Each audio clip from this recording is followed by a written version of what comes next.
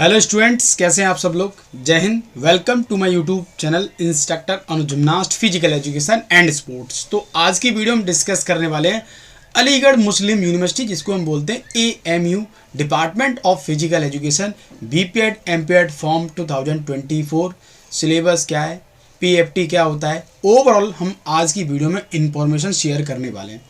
कुछ दिन से मेरे को कुछ स्टूडेंट्स मैसेज कर रहे थे कि सर AMU के ऊपर वीडियो बनाएं और हमें बताएं कि फॉर्म कब आने वाले हैं, क्या क्या सिलेबस रहता है, क्या क्या चीज़ें आती हैं। तो चलते हैं और डिस्कस करते हैं ब्रीफली तरीके से। तो सबसे पहले आपको पता है होना चाहिए कि जब भी हम तैयारी करते हैं तो सिलेबस पता होना चाहिए। तो सिलेबस के बारे में डिस्कस करता हूँ। सबसे पहले कौन कौन से वो टॉपिक हैं जिससे क्वेश्चन पूछे जाते हैं और कितने मार्क्स का है। तो सबसे पहले मैं आपको बता दूँ, आपका ये 40 मार्क्स का है और 1 घंटे का पेपर होगा। 40 मार्क्स का, याद रखना 40 क्वेश्चन आएंगे आपके। अब उसके बाद हम बात करें, सबसे पहली जो यूनिट है वो है इंट्रोडक्शन फिजिकल एजुकेशन।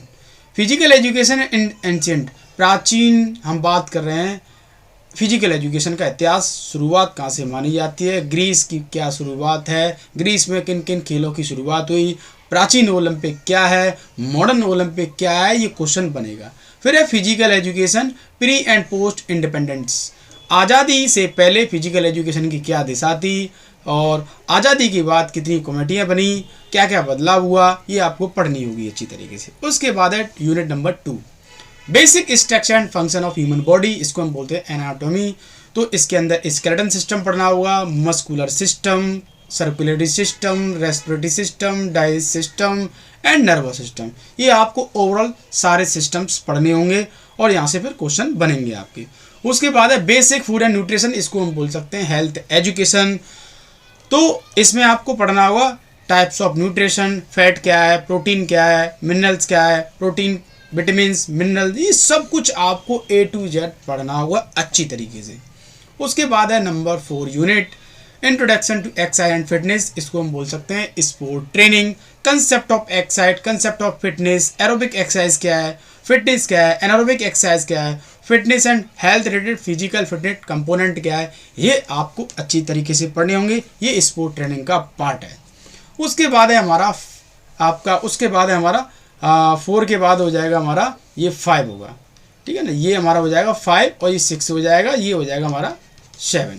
इसमें 6 में आपको पढ़ना है ग्राउंड, फील्ड, कोर्ट्स, डायमेंशन, जितने भी हमारे मेजर गेम है जो उनकी यूनिवर्सिटी में जो इंक्लूड है। जैसे मैं बात करूं एथलेटिक्स है, फुटबॉल है, बास्केटबॉल है, बैडमिंटन है, क्रिकेट है, कबड्डी है, वॉलीबॉल है, kho kho and hockey. In games की टर्मिनोलॉजी, इन गेम्स की डायमेंशन, इन गेम्स की रूल रेगुलेशन आपको पता होना चाहिए। फिर उसके बाद है हमारा 6 number major national sports award. आप सब लोगों को पता है अर्जुन अवार्ड की शुरुआत कब हुई, कब मिला, किसको मिला, सबसे ज़्यादा किसको मिला, द्रोणाचार्य किसको दिया जाता है, राजीव गांधी खेल रत्न अवार्ड, फिर मौलाना अब्दुल कलाम आज़ाद ट्रॉफी, ये आपको पढ़नी होगी। सबसे ज़्यादा किसको मिली है, प्रेजेंट में किसको मिली है, सबसे पहले किसको मिली, ये सारी इन्फॉर्मेशन आपको पढ़नी होगी। उसके बाद है 7th unit, very important, basic English grammar. ये आपके पिछली बार पेपर में बात करूँ लगभग 5 के 6 के समथिंग क्वेश्चन मैंने देखे थे। तो जैसे कंजक्शन क्या है, ठीक है ना, ओवरऑल पार्ट ऑफ स्पीच पढ़ लेना आप, उसमें से आपका सारा सब कुछ कवर हो जाएगा। तो एक आपका 1 वर्ड पूछ सकता है, सेंटेंस इंप्रूवमेंट है, एरर है, ये क्वेश्चन आपके बनेंगे। तो ये हमारा सिलेबस। और मैं आपको एक चीज़ बताना चाहूँगा, इंडिया की जितनी भी यूनिवर्सिटी है ना, जो COT के थ्रू एग्जाम हो रहा है, सिर्फ उनको छोड़कर ये आपका कॉम्पिटिटिव जो सिलेबस होता है, जो कंपटीशन के एग्जाम को फेस करते हैं, वो सिलेबस है, उस पर बेस्ड है। बाकी और यूनिवर्सिटी हैं, जैसे गुरुकुल कांगड़ी यूनिवर्सिटी की मैं बात करूँ, ये भी COT में पार्टिसिपेट होगी। मैं ले लेता हूँ Guru Nanak Dev university, Chandigarh university, Kurukshetra university और भी यूनिवर्सिटियाँ हैं। तो ये क्या करती हैं, अपना फिजिकल एजुकेशन का जो सिलेबस है उस पर अपने एग्जाम को कंडक्ट करवाती हैं, जिससे खिलाड़ियों के लिए आसानी भी हो जाती है और अच्छा भी लगता है, क्योंकि हम फिजिकल एजुकेशन के हैं। कोई बात नहीं, अब वो उनकी पॉलिसी है। अब उसके बाद हम बात करेंगे physical fitness test. Physical fitness test में क्या क्या इवेंट्स रहते हैं, कितने मार्क्स का रहता है। तो 40 मार्क्स का ये रहता है। अब इस आपको बताया है, मैं आपको एक चीज़ बताना चाहूँगा, इंडिया की जितनी भी यूनिवर्सिटी हैं फिजिकल एजुकेशन के जो कोर्स रन कराती हैं, सब में मॉडिफाई फिजिकल फिटनेस टेस्ट होता है, modify AAHPER youth fitness test होता है। अब इसमें क्या है, हर यूनिवर्सिटी एक इवेंट्स को मॉडिफाई कर देती है, बदल देती है, चेंज कर देती है। देखो BHU और इसकी मैं बात करूँ सिमिलर है, बस एक इवेंट्स इन्होंने क्या कर दिया, हटा दिया, उसकी जगह पर दूसरा ले लिया। तो देखो 50 मीटर यार्ड है, दौड़ना होगा, 60 यार्ड रन करना होगा, फिर शटल रन करना होगा, उसके बाद स्टैंडिंग ब्रॉड जंप करना होगा, फिर आपकी ये पुलअप्स, ये इन्होंने हटा दिया किसकी जगह पर, मेडिसिन बॉल की जगह पर। तो पुलअप्स करनी होंगी, ये कर लेना भाई, टफ पड़ती है ध्यान रखना। फिर बेंटनी सिटअप्स है जो कि BHU LIP और भी यूनिवर्सिटी है, सब में ये है। तो यहाँ पर यूथ फिटनेस जो टेस्ट होता है उसके जो मॉडिफाई कर दिए जाते हैं, एक एक इवेंट्स को हटा दिया जाता है या ऐड कर दिया जाता है। ये तो हो गया बॉयज़ के लिए 40 मार्क्स।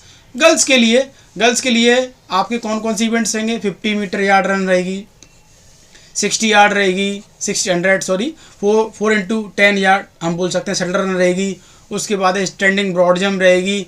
अब ये हटा दिया उनकी जगह पर मेडिसिन बॉल की जगह पर। तो ये सबके लिए टफ रहेगा लड़कियों के लिए। इसमें क्या करता है, पुलअप्स करते हैं, और पुलअप्स करने के बाद 90 डिग्री एंगल बना के, या बोल सकते हैं वो चिन को बार से ऊपर करो, जो हॉरिजॉन्टल बार होता है, और आपको कुछ सेकंड तक होल्ड करना होता है। इसके नॉर्म्स आपको यूनिवर्सिटी की साइट पर मिल जाएंगे। अगर आपको प्रॉब्लम है तो प्लीज़ मुझे कमेंट करना कि सर नॉर्म्स भी शेयर कर दो।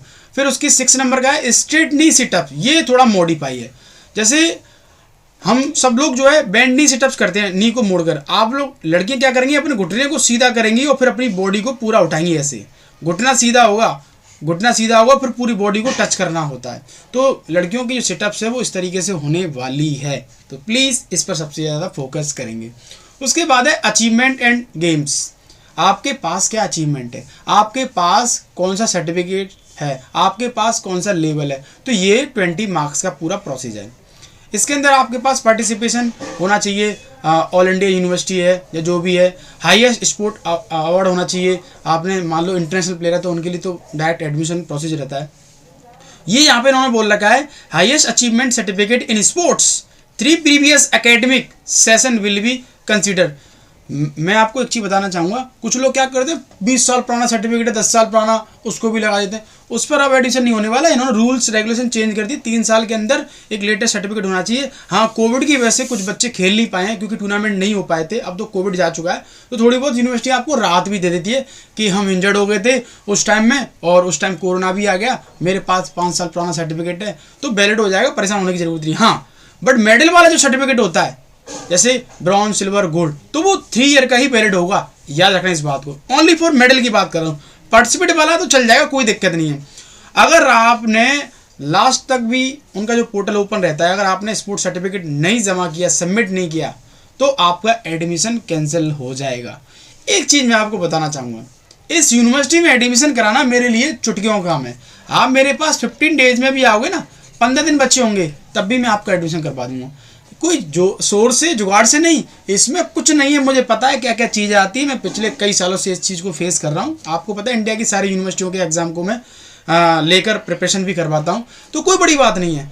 15 दिन पहले भी आओगे तो भी सिक्योरिटी के साथ सिलेक्शन, घबराने की ज़रूरत नहीं है किसी भी खिलाड़ी को। अगर आपको लगता है कि तैयारी सर खतरे में, मेरी पिछली 1 साल बर्बाद हो गई, एडमिशन नहीं हो पाया था, मैं PFT की वजह से रह गया था और मैं रिटर्न में रह गया था, तो आप मेरे से जुड़ सकते हैं। 100% आपका इस साल में मैं सपना, आपका ड्रीम पूरा कर दूंगा। किसी भी खिलाड़ी को परेशान होने की ज़रूरत नहीं है। 15 फरवरी से कॉम्बो मैराथन बैच में शुरुआत करने वाला हूं।